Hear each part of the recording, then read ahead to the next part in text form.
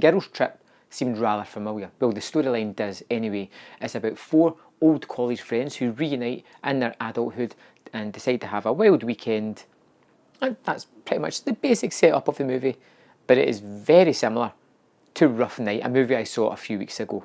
In fact, the first 20 minutes is almost identical to that kind of movie, but I wasn't really a big fan of Rough Night. I found it very lacking. It wasn't very funny as a comedy, and I didn't really like any of the characters. The complete opposite can be said for Girls' Trip.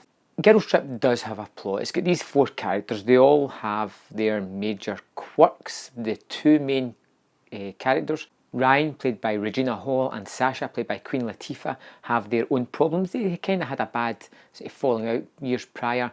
Ryan is now sort of one half of a power couple who look to be rising stars. Sasha is kind of slumming it a little bit in her job and feels a little bit aggrieved and is struggling to make ends meet. So you have this kind of storyline in the background. You have the storyline of Ryan and her husband who have this, like I said, rising star kind of fame about them, but there's trouble in paradise as well. The other 2 girls don't really have much of issues as that.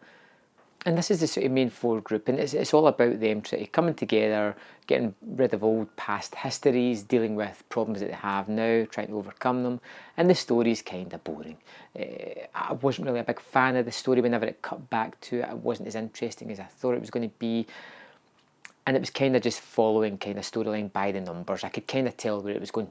But this movie is hilarious. I absolutely thought the humour was terrific and I couldn't get enough of it.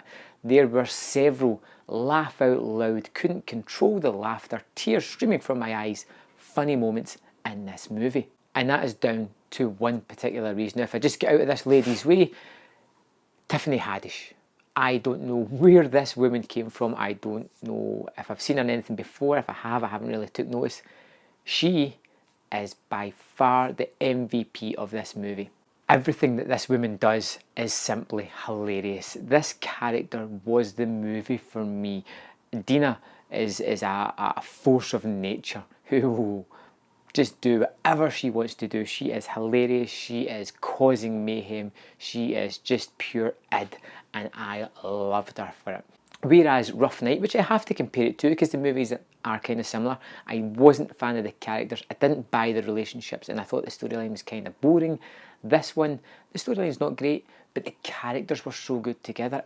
I found myself just smiling when these 4 characters were just hanging out, having fun, or getting into really awkward but funny situations. I liked it.